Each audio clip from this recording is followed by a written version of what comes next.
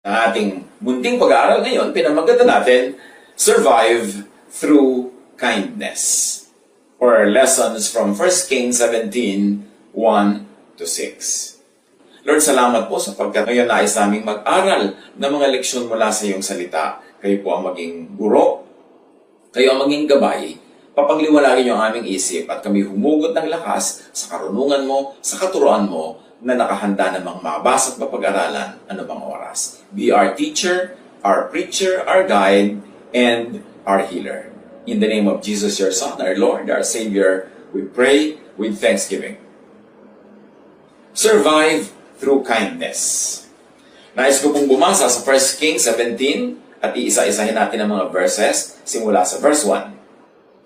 Si Elias, sinabi niya kay Ahab, "Saksi si Yahweh, ang buhay na Diyos ng Israel na aking pinaglilingkuran, hindi uulan ni hindi magkakahamog sa mga darating na taon hanggat hindi ko sinasabi." Ang napakahalagang leksyon na makuha natin dito that God is in control. God is in control whatever the situation. 1 Kings 17:2-4. Pagkatapos sinabi ni Yahweh kay Elias, "Umalis ka rito at magtago ka sa batis ng Karit, sa silangan ng Jordan. Maiinom mo ang tubig sa batis at may inutusan ako mga uwak na maghahatid sa iyo ng pagkain." Ang kaharian noon ay nasa isang malaking peligro, malaking problema, at mayroong persecution, hinahanap ng wicked queen, ang mga propeta ng Diyos, pinagpapapatay. So, nagkaroon ng ganitong uri ng sitwasyon at itong propeta, nanalangin siya na huwag uulan, huwag hahamog. Yun na rin ay ayon sa guidance sa kanya ng Panginoon at ganun nga ang naganap. Nagkaroon ng mahirap na kalagayan sa bayan, walang ulan, therefore walang agriculture, therefore walang pagkain, and everybody was going hungry and thirsty. At ang turo ng Panginoon sa propeta, pumunta ka sa ganung lugar. At ang lugar na yon, outside of the boundaries of Israel. So nakikita natin, pinapakita ng Diyos that even outside of those boundaries, pwede siya magpala at gusto niyang dali ng kanyang mga anak kung doon niya bibigyan ng provisions. We have to get out of our comfort zones. We have to get out of the usual way we do things kung yun ang leading ng Panginoon. And God sends Elijah to an unlikely place. Ilang, malayo sa bayan. But God feeds Elijah through unlikely instruments. Mga ibon na itinuturing ng mga Israelita noon na unclean. Birds that were considered unclean were used by God to feed Elijah. From the mouth of the birds, natural yun lang naman ang panghawak nila na i-deliver nilang pagkain, to the mouth of Elijah. Of course, through his hands and through his preparation. Pero kung magiging maselan ka at sasabihin mo, "I don't like this is an unclean bird, I don't want to be fed by an unclean bird," so magaling ang binibigay niya na pagkain, yun ay nilampasan ni Elijah. He went against convention, tradition, the usual practice, at tumanggap siya ng pagpapala sa mga channels ng Diyos na hindi karaniwan associated with blessing. 1 Kings 17:5. So he did what the Lord had told him. He went to the Kerith ravine east of the Jordan and stayed there.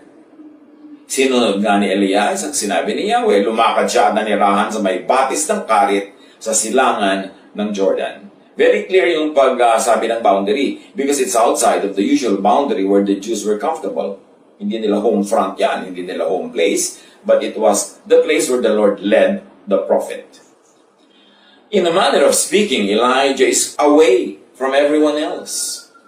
Kaya kung meron sa ating mga nalulungkot-lungkot dyan, at namimiss-miss natin yung mga iba nating hindi nakakasama physically for a while, think of Elijah.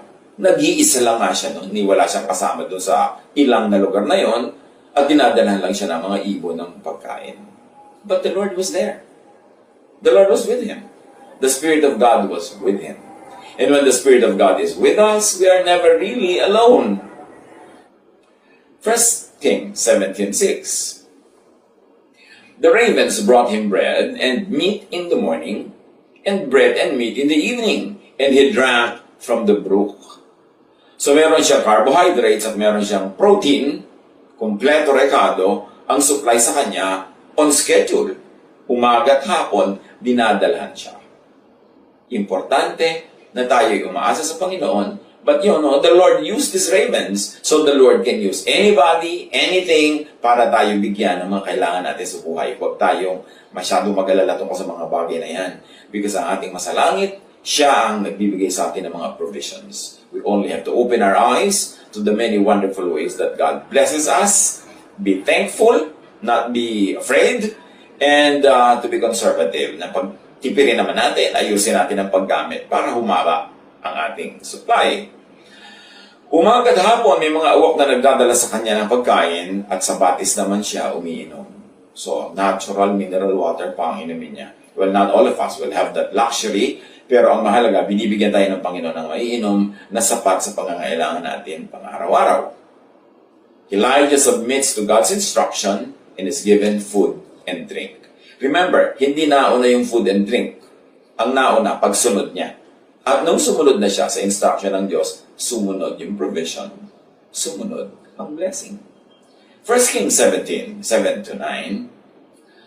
Ngunit, dumating ang panahon na natayo na rin ang batis. So, natuyo na rin pati ang pinagagalingan ng kanyang inumin. Kaya sinabi sa kanya ni Yahweh, umalis ka rito. Pumunta ka sa Sarepta, sa lupain ng Sidon. May inutusan akong isang byuda na magpapakain sa iyo roon. So the brook dries up, but God offers another source of provision for Elijah. Again, another unlikely channel of blessing, and a very unlikely helper, a woman, a widow, which, by the standards of the culture at the time, could be equated with a very weak person.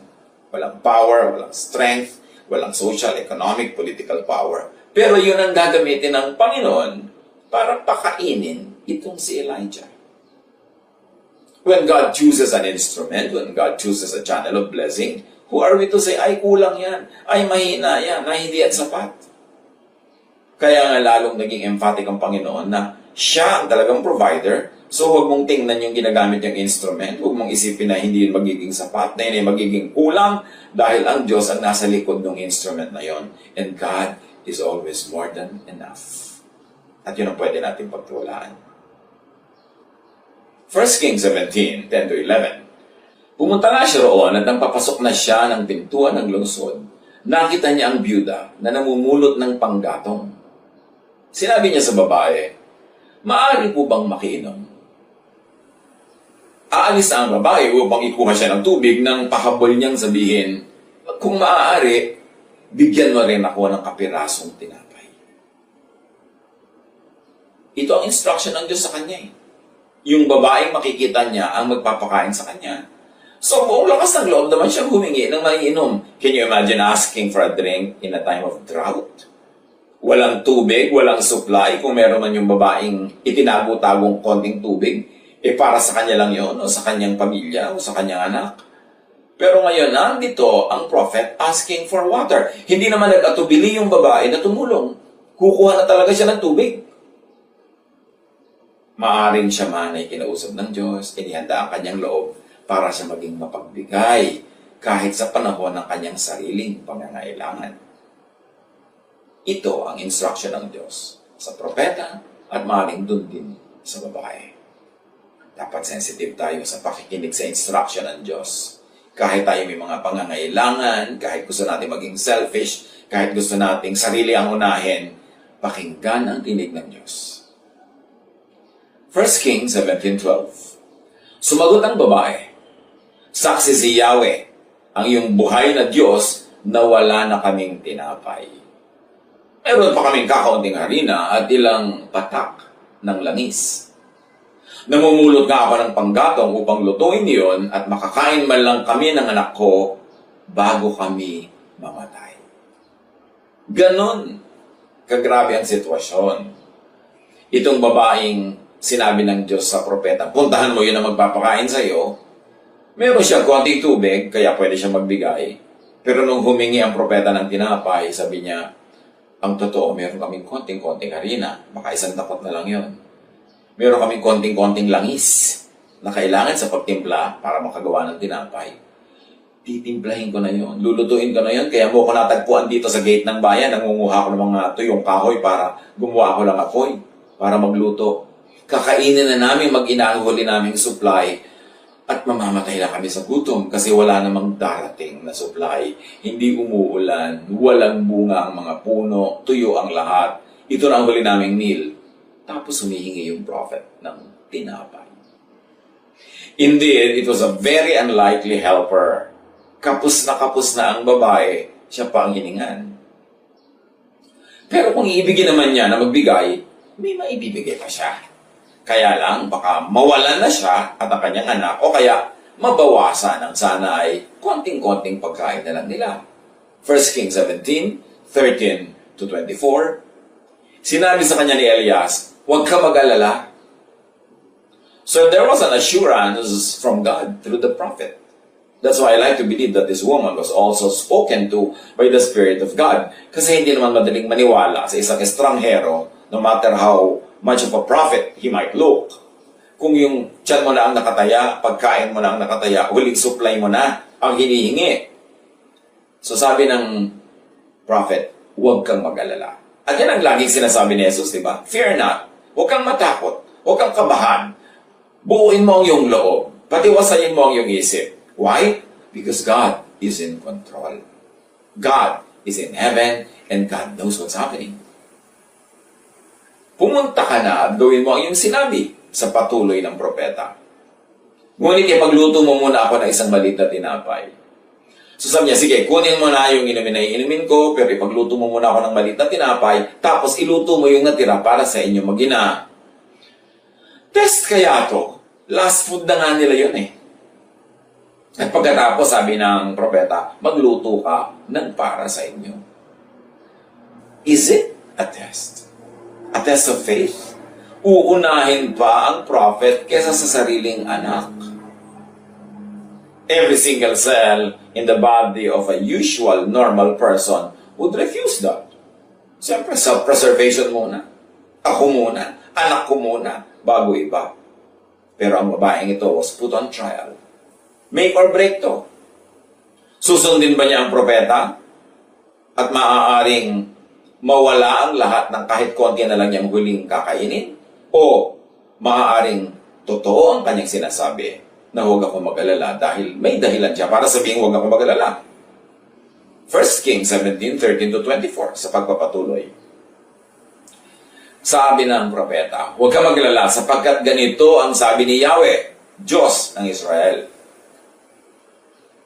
Hindi ninyo mauubos ang harina sa lalagyan at hindi rin matutuyo ang langis sa tapayan hanggat hindi sumasapit ang takdang araw na papapatakin na ni Yahweh ang ulan. So God, through the prophet, promises and not provisions. Sabi ng prophet, huwag ka mag-alala.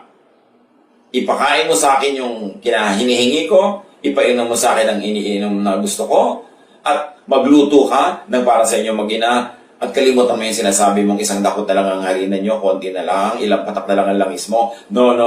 Gawin mo itong sinasabi ko dahil itong pinapagawa ng Diyos at hindi ka magugutom sa buong panahon hanggang pumatak ang ulan, tumubo ang mga halaman, mamunga, at bumalik ang lahat sa dati.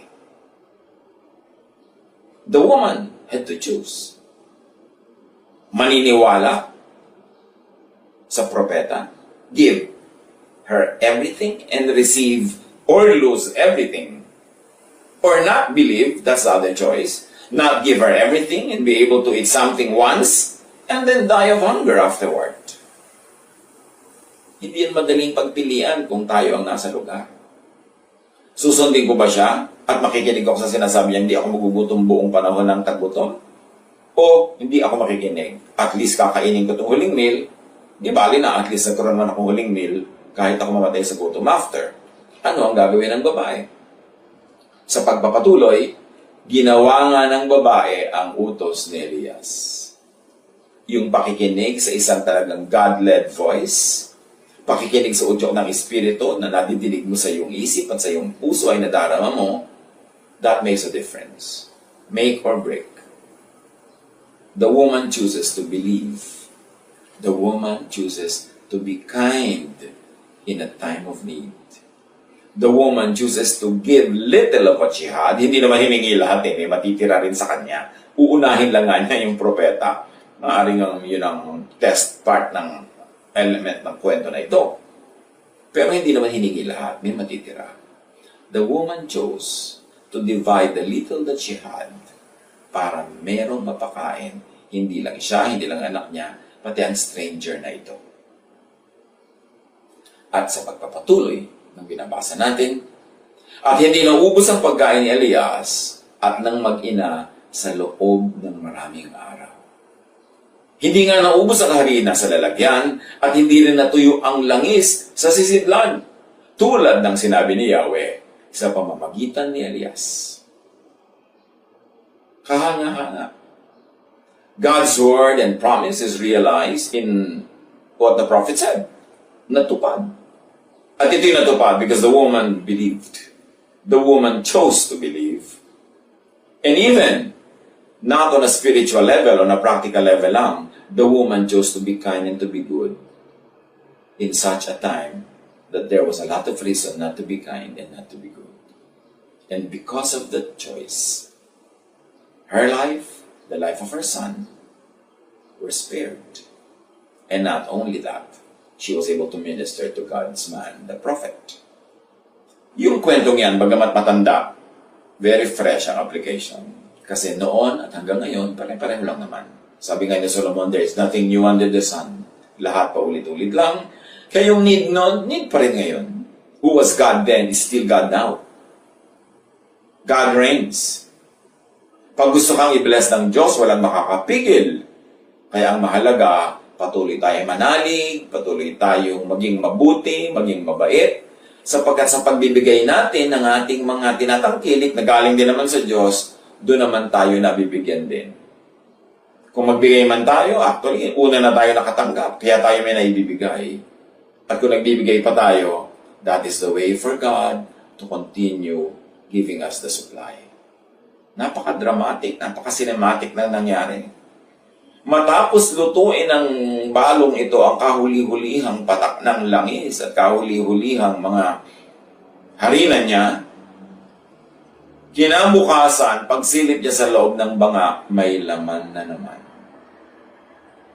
Meron na namang harina at meron na namang langis. Luto na naman siya. Kain na naman sila sa araw na yun. Kinabukasan, pagtingin niya, meron uli. Hanggang dumaan ng maraming panahon, hanggang niloob na ng Diyos na magkaroon uli ng ulan, madilig ang lupa, tumubo ang mga tanim at mga halaman, bumalik ang lahat sa dati, and they were able to be sustained by that daily bread. Na yun ang sinasabi ni Jesus. Ang panalangin itinuturo niya sa atin, give us this day our daily bread. At pag sinabing daily bread, ibig sabihin, hindi ka sobrang takot about the future, about tomorrow, about the very far, far future, to the point that you now become generous. You're able to give to the needs of people now, not thinking that you will need it tomorrow, because you know that tomorrow, God will be there, and God will give you your daily bread. Payapain natin ang ating isip. Seek first His kingdom and His righteousness, and all these things shall be added unto you, sabi ni Jesus. Anong kingdom ang dapat nating hanapin ngayon? God's kingdom on earth. Di ba ang turo niyang panalangin? Thy kingdom come, thy will be done on earth as it is in heaven. It is not us going to the kingdom of God, but the kingdom of God coming down to us. And where will the kingdom of God come down to? To our hearts, to our minds. Sabi ni Jesus, huwag kayong mabahala, huwag kayong matakot, anong isusuot, anong kakainin, anong dadamtin, ano ang iinumin, sabi niya ganon. Yung mga tao lang na walang Diyos sa puso ang nag-iisip ng ganyang mga nakakatakot na bagay. Sabi niya, seek first His kingdom, meaning unahin mo ang Diyos, ang paghahari ng Diyos sa iyong puso, unahin mo ang mga thoughts that are very godly, mga nagbibigay ng kapayapaan, katahimikan, katiwasayan, yun ang kingdom of God. Unahin mo yon at ang lahat na naipang mong kailangan, susunod na rin na darating. So sa ganito mga challenging times, anong dapat nating unahin? Know enough of God's promises. Know enough of God's history of dealing with His people. And that is how we will survive. God is the same yesterday, today, and tomorrow. Itong babaeng ito na isang dakot na harina, ilang patak na langis, na marami ng Diyos at nasustain siya buong panahon? Lalo naman sigurong kayang paramihan ng Diyos yung kilo-kilo o kaban-kaban yung nakatago dyan mga bigas-bigas, mga marami nyo dyan mga provision na naipon-ipon, o kahit yung mga walang naipon na umaasa ngayon sa dadalhin ng ibon, sa dadalhin ng uwak, it's still God who is behind all of these instruments. Have peace. Sabi ni Jesus, I have overcome the world. God is with us. And God calmed the storm through Jesus. So let Jesus calm your heart. Although there's a storm, let Jesus calm it so that we will be like Jesus, sleeping at the stern, relaxed, though there was a storm that was tossing the boat to and fro. God bless us all.